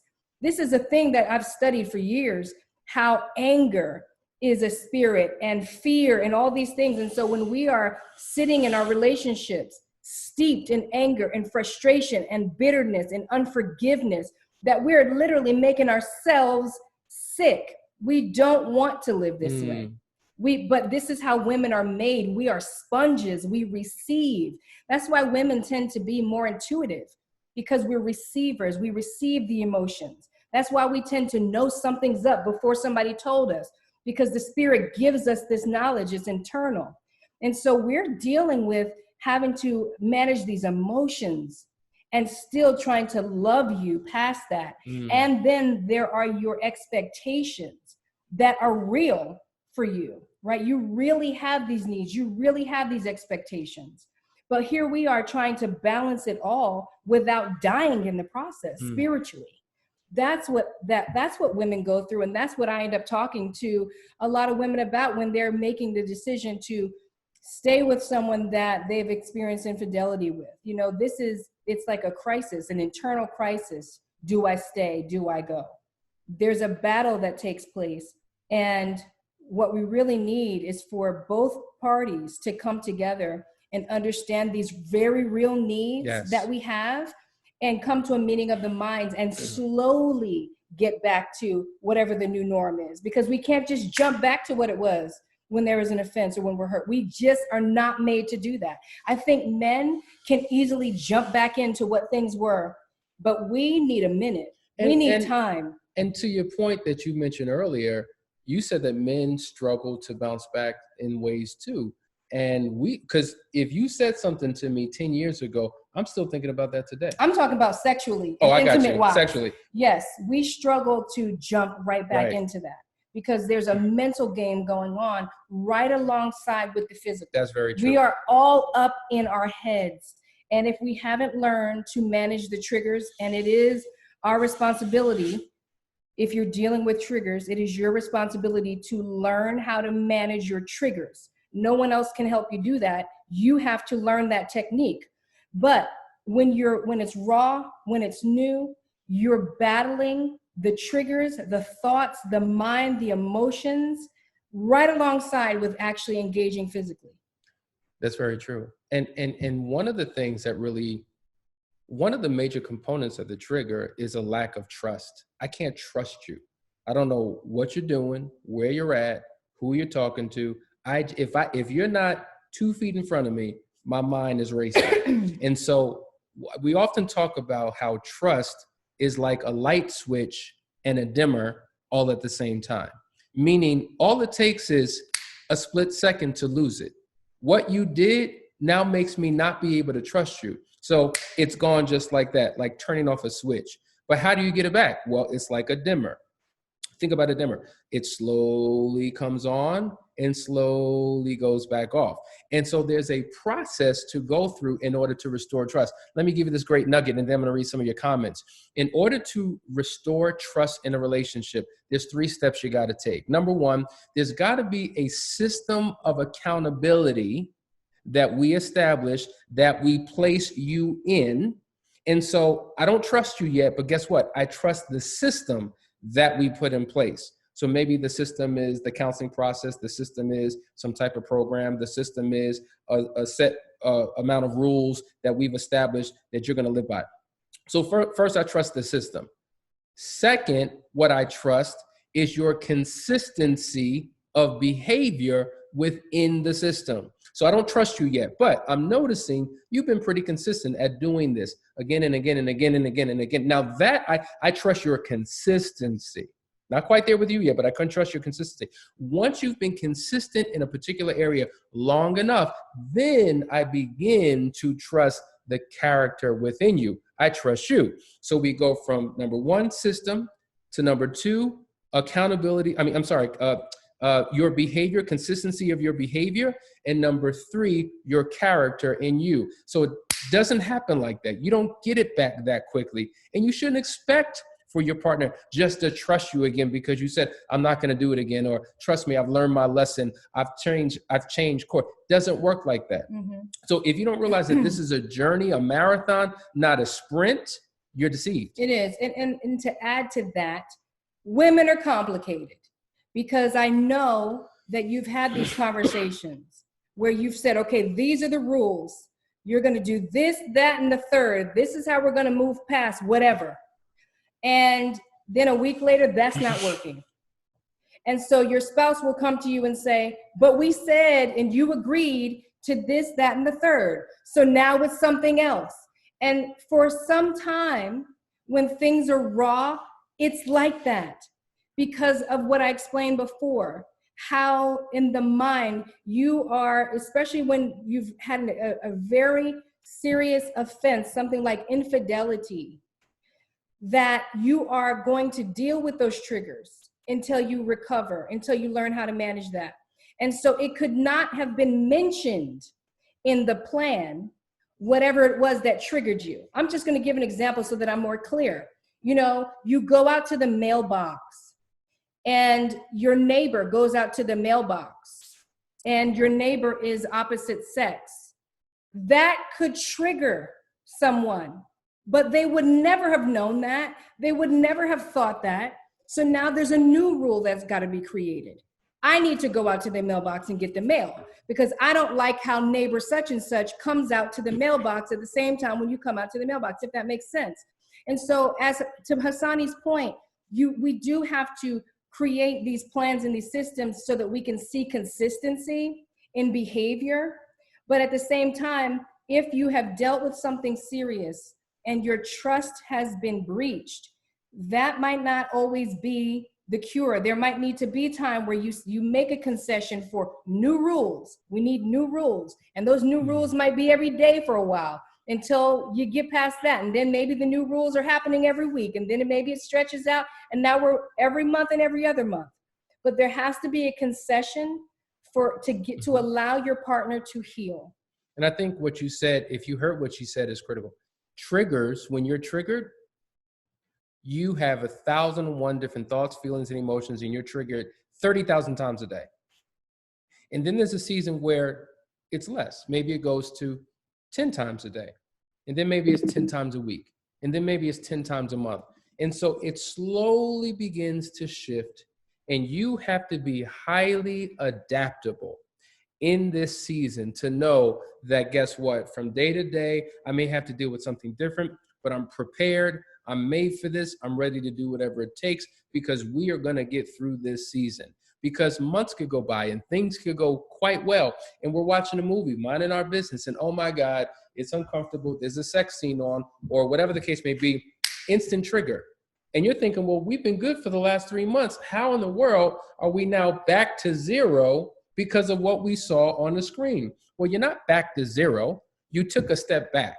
And when you understand it, as they say, a setback is nothing more than a setup for a comeback if you have the right mentality, if you're thinking about it the right way. So the point is, whatever you're going through, if you're in this cellmate season, you can get through it. We're going to open up the lines in a minute, but I want to read some of the comments. There's been a lot of comments coming through that we want to take a moment to acknowledge. Someone said, oh, yeah. And that's when another woman will come in and tell you all the things that you want to hear. He's referring to when you don't hear from your partner. So you got to make sure that you're speaking life into your partner and not death. The Bible says that life and death are in the power of the tongue. Well, you can speak life to your marriage, or you can speak death to your marriage. And if you feel like you're in a horrible space and somebody else is speaking life into you, that's a very vulnerable place to be. Someone else said vulnerability in general is required for deeper connection. That is absolutely right. When you're vulnerable, vulnerability, get this picture. If you were forced to take off all your clothes, you were being robbed, and they wanted to take everything off, the first thing you do this. You cover up your most sensitive places, your most sensitive parts. You're protecting your private parts, right? And so a lot of times, we don't allow ourselves in relationships to become emotionally naked. What we do is we protect our most private parts. Think about this. When you have sex with someone, let's just say you're in your marriage, you don't want to get pregnant, you choose to use condom. Condom is what? To protect you from getting pregnant, right? So we wear condoms as a form of protection. But oftentimes we wear condoms on our heart and condoms on our mind because we're protecting our thoughts and our feelings and our emotions from our partner. And anytime you operate in self-protection mode, what you're doing is you're building a thick wall in between you and your partner. So you have to become emotionally naked, intellectually naked in order to connect in a way that you don't. A couple more comments. As we always say, hurt people hurt people. However, it's hard when you do things to attract us in the beginning, then kick the affection aside to curb after the marriage. It conjures up the anger and bitterness, etc. That's right. What you did to get your partner is what you have to do to keep your partner. I don't know what it is. By the time we get married, we don't date anymore. We don't dress up for each other anymore. We don't speak kind words. We don't do nice things. Dude, continue to do it. Ladies, continue to do it, because that's how you got them in the first place. What happens when the man is intuitive and senses those things as well? Does that make him less manly? Absolutely not. All of us have been given a spirit of discernment. All of us have intuition. God built it into the DNA of our core essence. And so we all have the ability to feel and sense and know. I can't put my finger on it, but there's something not right. I'm sensing something. I'm picking something up. We all have that ability. Absolutely. To do that. And that also speaks more to your personality type as well, because it is not gender specific. I mean, women tend to have this intuition, this spiritual connection we absorb, but there are definitely men that have this intuitive ability too. And that goes back to personality types and the Enneagram, which many of you have heard us talk about and have actually already gotten your Enneagrams, but that would give you a lot of insight about who you are. It's not about being manly necessarily. It's really just about how you were born and how you process. Two more, and then we're going to open it up because I want to generate a great conversation. Someone said, on the subject of demasculation, this speaks directly to issues when my wife let our 2 teenage children disrespect me without connection and cause me to shut down and disconnect, and in turn causes her to question my love and loyalty. I will say, whether it's on the side of the man or the side of the woman, you know, we have to honor our spouse for who they are and the role that they play. And we can never, ever, ever, ever, ever allow the children to get in between this. See, because children know when parents aren't on one accord. When there's a gap in between you two, best and believe they will work the mess out of that gap and pin one against the other. We say this all the time: partners first, parents second. That works both ways. Now think about it. Partners first, our parents second. So we don't allow our in-laws to become outlaws because we've built a solid relationship. So mom and dad can't get in the midst of this and cause division. Likewise, partners first, parenting second. Listen, the best way to love your child is through the love that you give your partner. Because you may make the decision, I'm going to be the best husband I can be, the best wife I can be. And now all of your time, attention, and focus goes directly down, vertically down to the child. Now they feel your individual love, but they don't feel the love between the two people who lead and parent them.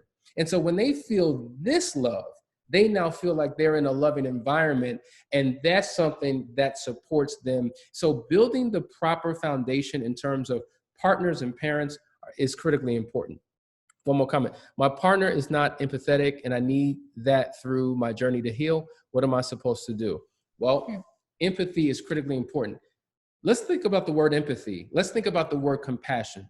Empathy and compassion is the ability to see with someone else's eyes, to hear with someone else's ears, and to feel with someone else's heart. See, the reality is we're so stuck on the way we see things, the way we want things, the way we perceive things, that we never place ourselves in our partner's position to look through their view, their lenses, their goggles. Now, that's critically important if you're going to establish a connection between you and your partner. So there's more we're going to talk about to unpack that. And you don't have to agree. I think people get it confused that when your partner is looking for your empathy, that it necessarily means that they want you to agree. And maybe there's a misunderstanding on that partner side too. Maybe they think that empathizing means that they have to agree, and it has nothing to do with it, to Hassani's point. You just need to understand, if I say that I stubbed my toe as I was walking to bring you a cup of coffee, I banged my toe on the corner of the wall and I'm like, ow, ooh, it is hurting. And you take the cup of coffee and don't acknowledge my pain. Don't say, oh, that must have hurt. Oh, are you okay?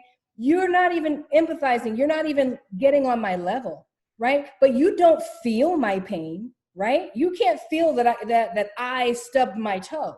But there's so much that you can do to comfort me in my experience, in my hurt.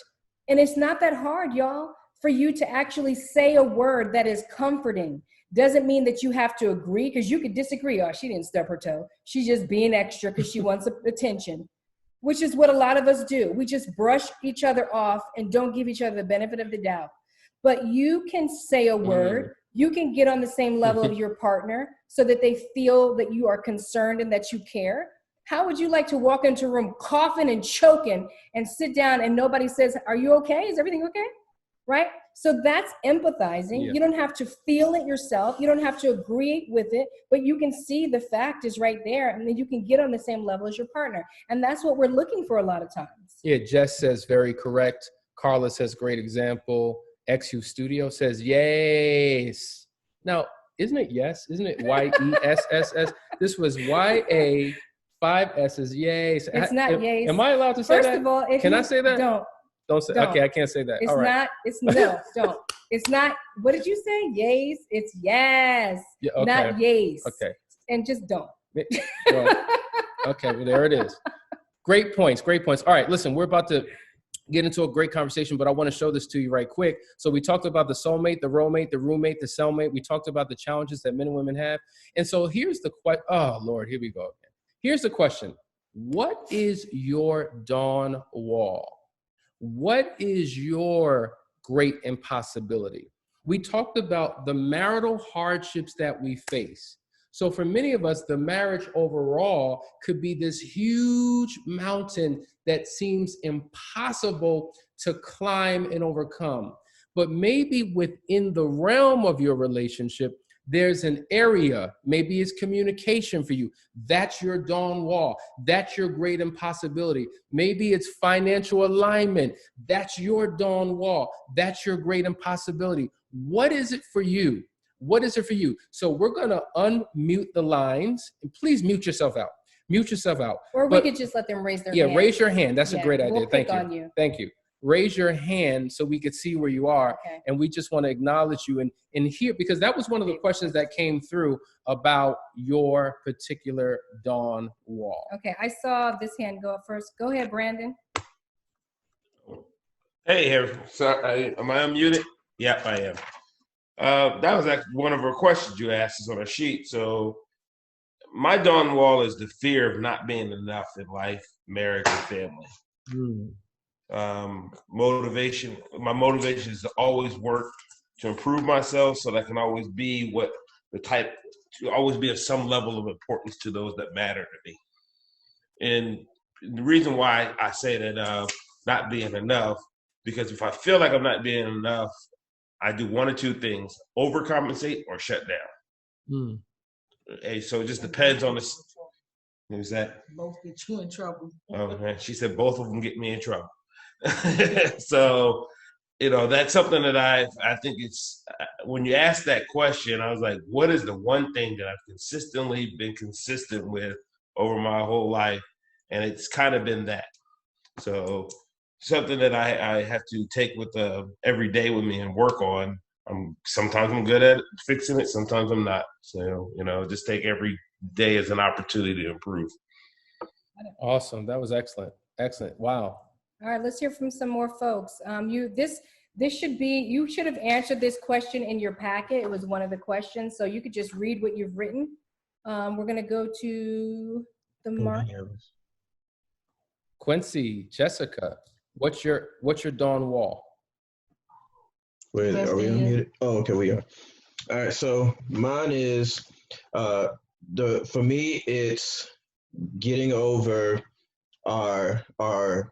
the past issues in our relationship and our marriage, and seeing how we have changed and we have grown so much, because there was so much damage and it went on for literally years and years, that now that we're doing differently, we find ourselves so quickly going back to, well, for the past 10 years, you've been this way, or for the past 10 years, it's always been this reaction. And we forget to say, like, that's not who we are anymore. But it's been that's just how it's been. And so now, trying to see something different and remember, like, okay, this person's not like that no more. We can get past that. And sometimes we inadvertently do it. We'll be sitting here like, oh no, I know he'll react this way, or no, I know she'll react that way, and not even give the other person the opportunity to show us differently. And so for me, that is like the biggest thing for us, because there was so much pain in the past, that when we have an opportunity to be able to show that, hey, I'm different, let me show you so it can help you heal, we fight each other in a sense. But we have to constantly remind each other, like, we're not the same people that we were before. Yeah. For me, I don't know, I think they're similar, but very different. So for me, it's more of, we got together really young. I was 16, he was 17. And so we had to grow up together. Nothing like who we were when we first started dating or anything, because you don't know any better at 15 and 17. Like, what do you know? And getting married very young. And so now my battle is more of the expectations of what I want in my partner forever. Because as I continue to grow, I see in him, like, I look and I'm in my inward at my marriage about the things I do and I don't like. And I'm like, well, I know what I do and I don't want based off of what I experienced within my own marriage. And then it builds up this expectation, like, all right, we can work towards this, we can get to this. But when there's a wall, like, oh no, I don't believe in that, or there's confrontation, like we're not on the same page, it can be very difficult to move past those expectations. So. Awesome. Thank Awesome. you. Thank you. That was awesome. We're going to go to Eric. Get off. Okay. You're on your live. Oh, you hear me? Okay. Well, was thinking about the Dawn Wall, and one of the things I put down is, for me, I felt like I damaged the trust between my wife and I.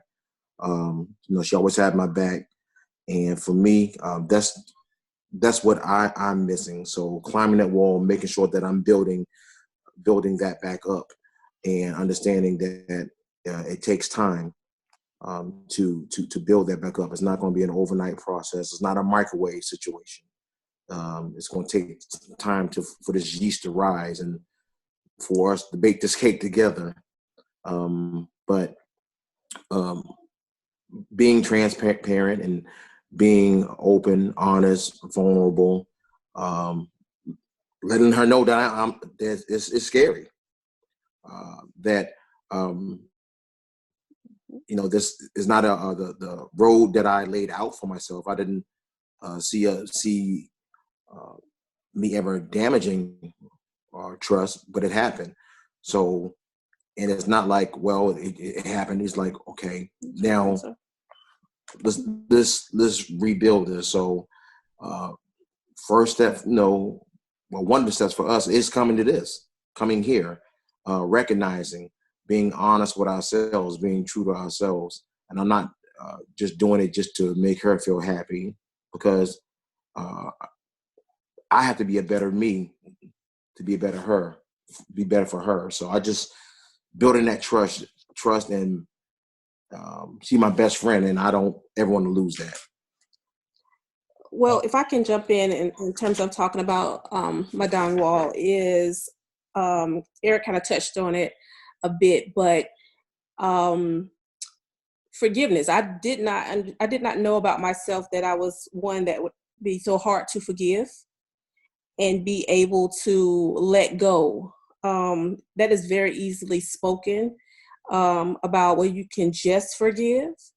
I've always been I'm a very low person, so I've taken a lot from people and forgiving quickly. But in my married life, being presented with a challenge and having to forgive shocked me. I did not know I would be one to hold on so heavy to hurt, and that's been my downfall to move past hurt. And not keep revisiting it, not keep reliving it. And those triggers, they bring back floods of pain that take me back to day one. And earlier in the chat, I placed a message that I didn't have an example of what a successful marriage should look like. The women in my family, none of them are married.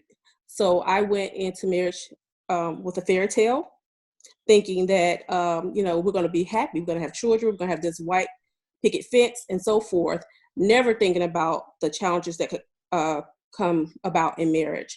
So having been posed with an issue, I was clueless, done the homework, listened to everyone else's story, but that still doesn't help the internal fight in me to move forward. So that's my downfall. Yeah, Mr. and Mrs. Martin, they had a great comment. They said it's a different kind of forgiveness one that you don't have to use for anyone else but your spouse. Yeah, it's different forgiving your parent, forgiving your sibling, forgiving a friend, than forgiving your spouse. Yes, it's a whole journey altogether. Yeah, it sure is. It can seem like a dawn wall, a great impossibility. So great point. We want to go over to Mimi and Jay Taylor. I believe they have a comment. Hello. For me, I feel like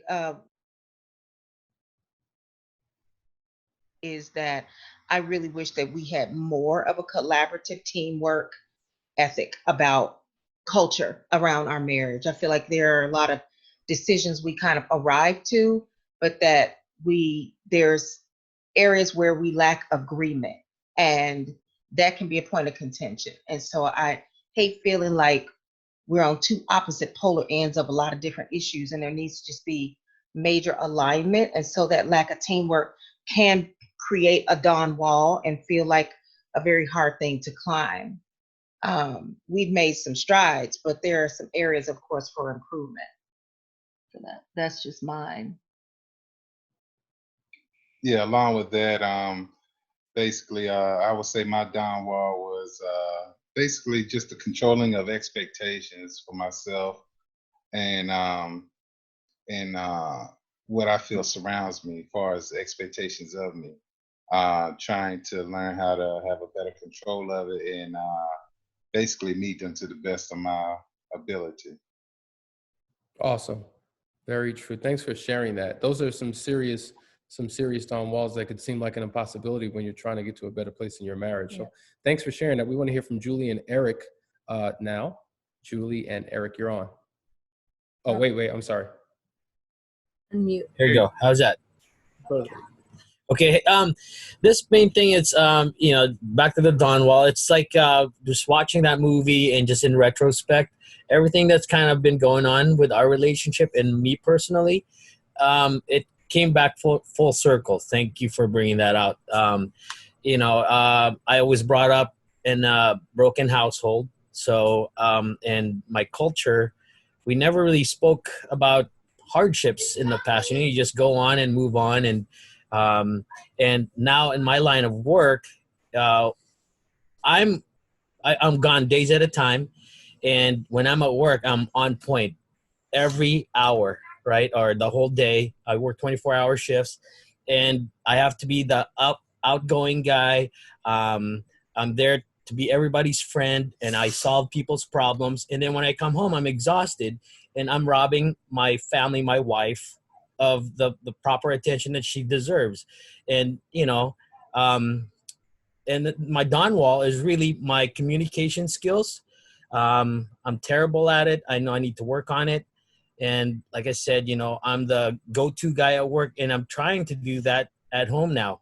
And that's basically it. And yeah, just communication. Like if I have a problem, he just shuts down. He just won't talk about it.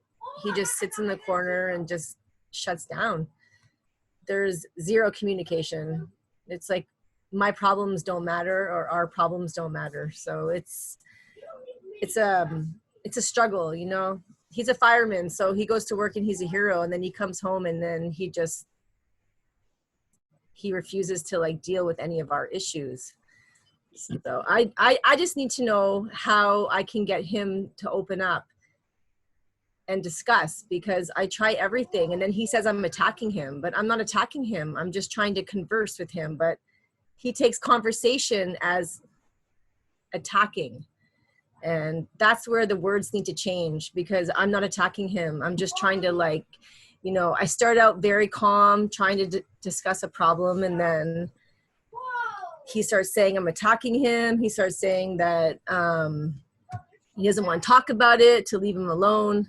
So I'm sure there's many people that have that issue as well. So that's basically where we're at. If we had communication, I think our relationship would be perfect. I want to be open to be able to talk about anything and not feel restricted to our conversations. And you know what? It's kind of weird that the COVID, this whole thing, it's another adversity to pile onto this big mountain that we're trying to climb now, right? And in my experience, my feeling that it's brought us closer together. It made me appreciate her more, because she's home with the kids, making sure the household is put together. The kids are getting their proper education and all that. I know I don't have to worry about that. I'm in debt to her because of that. And I feel like there's mutual respect again, and we're meeting each other halfway again. So it sounds weird, but it's working out for us for right now. In this forum meeting that we're having. It's really been a good. No, it's help for comforting us. because I feel like everybody has the same issues. We all kind of like come together in like full circle. To your point, we absolutely do have the same issues, and communication is one of the biggest things that we struggle with collectively. And I think we said before, if we overcame the communication issue, then a lot of these other issues, those peripheral issues, will begin to resolve itself. So we want you to stay over the next 2 days because there's so much that we're going to do to address those particular issues. So you're in the right place at the right time. We want to hear from one more. We got 12 minutes ago. We're going to be as respectful as we can with the time. So we're going to open it up for one more comment, and then we want to kind of share something powerful with you that I think is really going to help address a lot of the things you're talking about. So we want to hear from Lewis and Aileen. I'm trying to unmute you. Give me 1 second. All right, there you go. Hi, guys. What's up, CA fam? I'm Lewis Aileen from Tampa, Florida, and I'll be really quick. In terms of the downwall, it was very profound in the aspect of, if you would notice, the sun hit that wall first than anywhere else. And then throughout our marriage, I always hid from the light. I always did things in darkness, okay? And when it got to a point where our problems became our mountains, I saw this movie as, you know what, I'm gonna take on my challenges and no longer do things in the dark. Let me stop hiding and let me just shine light to everything I'm doing against not just my wife and my kids, but to myself, because my downwell, we got, I jacked up, in our marriage, right? And I own it, but at the same time, I'm also dealing with my own issues I have internally of how I deal with stuff. I'm also dealing with addictions as well. So I have two paths going up the mountain. And when it comes to Eric and Jason, I forgot Tommy, I'm sorry. I felt like I've been stuck on pitch 15 for a long time. Okay? Where, now keep in mind, Kevin just started doing this free climbing. He wasn't that type of climber. But guess what? He partnered up with Tommy and saw his vision. So I could also be Tommy at the same time because I see things where other people can't see. And I may seem crazy, okay? But you guys validated that my craziness is okay according to the web, anagram that we did, So, so the way I'm wired, it's okay for me to think that way, but I felt like I was alone. But when Kevin actually partnered up with Tommy, I was like, wow. I felt like at that moment, my wife had partnered up with my craziness and accepted me, not accepted for the things I'd done against her, but accepted in terms of who I am. But as time went on, our marriage and progressing, there was other times that I used to feel like my wife was judging me because I was doing things hidden. And yeah, I messed up, infidelity, but the last several years, it wasn't the physical part of infidelity with another lady. It was infidelity because of drugs. I was choosing drugs over my wife in my marriage, So when there was times that my wife, I hid that from her. When she realized that she was moving on, I always felt like she was like looking down on me. So when I see pitch 15, I was like, wow, my wife is moving on, but I'm stuck here. But when Tommy decided to, you know what, dude, we're doing this together. We partnered up for this. That gives a person that position hope. So whoever's in pitch 15 right now, let that be a place of hope for us. Okay? Because you got to remember, when Kevin decided to move on, what's his strength? When Tommy couldn't do it, Tommy had to come back down and go back up. Kevin's strength shined through. Wow, you know what, Lewis? People are commenting. They're saying, wow, that's so true, real, preach. That's the point. We are stuck on our journey up to this, overcoming this mountain. There are certain areas where we are just stuck. Yeah. And we have to come together and work together to get unstuck to make it to the top. Mm-hmm. That was so powerful. And so I want you right now, whatever your dawn wall is, whatever your great impossibility is, I want to let you know that whatever you consider to be impossible is absolutely possible. And sometimes, and we got 8 minutes to go, and I need you to stay right here. Sometimes you are inspired and motivated by the testimonies of other people. Because when you can see what other people go through, you begin to put your situation in a different perspective to say, my God, if they can make it, then we can make it. And I want to leave here with an inspirational story. Some of you on this call are familiar with this story. You've seen them before, but it's one of the couples that we've had the opportunity of crossing our path, and we've worked with them, and they were in a very strange place in their relationship. They had gone through a whole lot, and so their story is captured in a video that we're going to show you. It's 6 minutes long, but it's extremely powerful. We want you to watch it to the very end. This is a couple that was featured in season 2 of Black Love documentary that was on the OWN network. And it's an incredible story. So as you watch this, I want you to think about your own situation, those things that you've considered to be your dawn wall. So let me share the screen.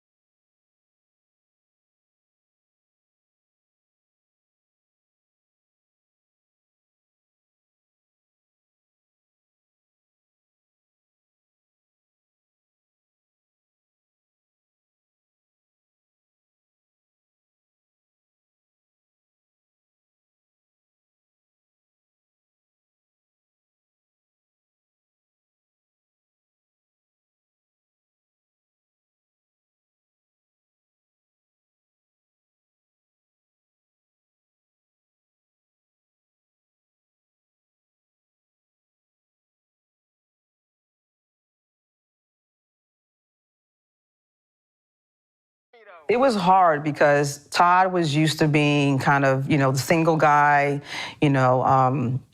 again, the popular guy. And so he was always out, always out at the basketball court or always, kind of doing something. I'm like, you're married now, and he just didn't see that. And then he kind of thought that I was kind of nagging and, kind of getting into his life. I'm like, well, I am part of your life now. And he couldn't see that. So coming into a marriage was totally new, even with, because the fact of the matter is you need to answer to your wife. And I'm like, answer to my wife? I'm like, I'm gone, and all of my friends were single. Everybody we knew was single. Lived like a single guy that was married. And none of my friends were smart enough to say, why are you hanging out with us? You need to go home to your wife. Mm-hmm. I actually met somebody and, I ended up having an affair and it came out like 2 years later. I was, it wasn't a long-term relationship, but I guess I had some remnants left around and Todd found out. And it was very painful for me because you kind of feel like he's had a lot of affairs and women kind of think like it's okay, well, I'm going to do it too. And it was just very painful for me to even, recognize that, man, why did I do this? He was those last 10 years, he tried to work so hard to be a better man, to be a better father, and he gave me everything I needed, everything I wanted, but the brokenness was in there that I couldn't even recognize that he had changed. And I couldn't recognize it either. I just like I said, I just absorbed it. I deserve that. He went through the motions. So that wasn't good for us either. So that relationship that I had, ended quickly, but the residue that transpired after that, it was, it made a storm. It's been about 15 years since we started to get on track, but even though we were on track that far back, we still weren't healed. Yeah, there was still brokenness. From our past brokenness that we caused in our marriage. So that took time to really recognize and address because we were notorious for running or burying it under the rug. There was a big infidelity in New York that took me 10 years to heal from. 10 years. 10 years. And we were going through the motions because with that infidelity, you don't want to wish it on your worst enemy. We had to experience murder through that. I was held at gunpoint with my own gun and watched the mistresses I was living with at that time killed in front of me, which she had to bear that burden too. Yeah. We lost our home to arson. Our home was burned down. Then an innocent person was killed rushing to the fire of our house burning down because of our mess. It was hard to get through. And we had some counseling and we thought that we were okay when we left New York. Yeah. We thought we were okay because the counseling was intense. And then we moved out here and, swept it under the rug. He swept it under the rug. And I'm like, why couldn't we have this 15 years ago? But I guess it's all in God's timing because if we didn't have it, we wouldn't have the testimony to go through to give people hope that you can, We were assigned to write. We were assigned to write these letters of forgiveness during this program that Hassani had. Okay, give me the tissue. And don't make me cry now. And he gave us hours to write these letters, and then we came back and then we had to read them. And Todd read his first, and I mean, within 2 minutes, we were all like boo-hooing in there. I mean, there was tears and wet carpet everywhere, and wet carpet, and he just spoke from his heart, and I really felt the realness that I needed, And then when it was my turn, I did the same thing, but the one thing that was said in there that was, I guess, explosive for Todd was that I owned up to my infidelity, and I said, I am truly, truly sorry for doing what I did, and I accept my own truth. I accept who I am. I accept what I did. And he bawled. He said, I've been waiting 4 or 5 years for you to admit, not because of what I did, but because of what you did. And I didn't even realize that. Yeah, I was crying like a baby. Like, it impacted him like that, you know. I didn't realize how necessary that was for me to accept my faults. And it actually made me feel good because I finally felt, you know, like I felt like I was opening up to my truth. Society has taught men that doesn't happen to men. The women don't do the cheating. You do the cheating. Oh, you gonna take that? Oh, if I was you, you know. And I thank God that I am the person that I am because I didn't have to deal with that. You know, because my male friends respect me. Now I know behind the door they're talking. I'm not silly, you know. But I don't care about that because there's a bigger purpose in our life than what people think. You know, because there's going to be people that's going to watch this and going to be like, stupid number one, stupid number two. you know, that's just how it is. Yeah. But you know what? That person back there saying that, you go ahead and be miserable in your marriage because you're not going to open up and you're not going to accept any growth coming from somebody else's experience because you're too busy casting judgment.